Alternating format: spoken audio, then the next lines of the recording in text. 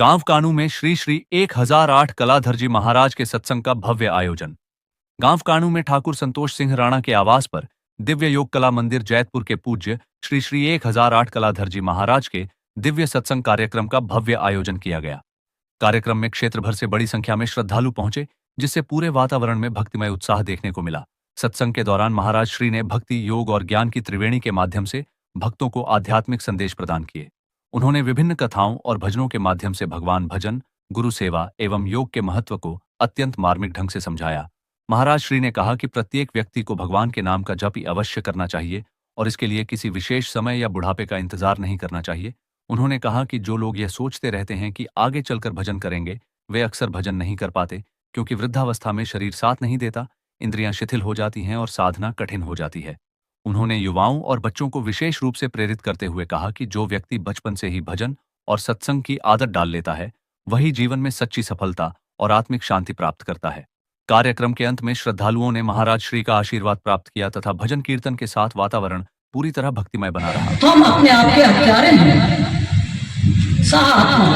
यानी हम अपने आप के हत्यारे, क्योंकि हम साधना नहीं, और जब तक हम साधना नहीं करेंगे तब तक हम भवसागर को कैसे पाएंगे।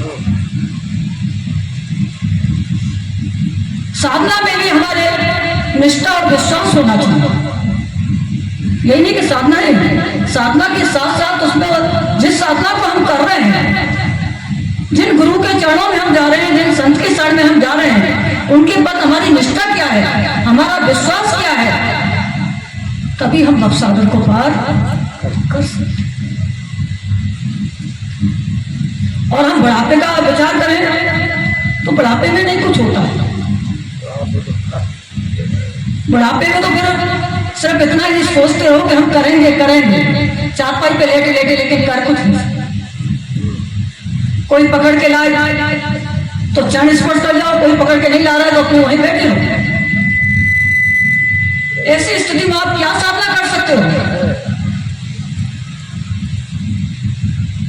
कबीर ने कहा है, एक अचम्मा हमने देखा, बानर धुए गाए, दूध दूध सब पिए, घी बनारस। तो कबीरदास जी अपने शिष्यों से कह रहे थे कि हे शिष्यों, मैंने एक बड़ा आश्चर्य देखा है। एक बानर सारे दूध को पी रहा है और बिना दूध का घी बनारस जाता है। आज जो इस परिवार में हो रहा है वो बिना दूध का घी है। जब आप करने लायक थे तब तो ना सत्संग किया, जब करने लायक थे तब भागवत नहीं कराई, अब स्टेज पे चढ़ के माला पहनाने लायक नहीं हो तब आप भागवत करा रहे हो। तो कबीर ने वही कहा है कि मनरूपी बानर इंद्रियों की सारी शक्ति को पी लेता है। जब हमारी आंखों से दिखता नहीं, कानों से हमें सुनाई नहीं देता,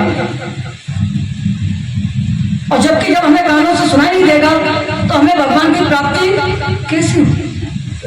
भगवान की प्राप्ति तो तभी होती है ना, कहा भी गया है, श्रवण सुनित सुने आए हो प्रभु भंजन भोगी, त्राय त्राय आरत हरण शरण सुगद। प्रभु मैं सुन के आया हूं,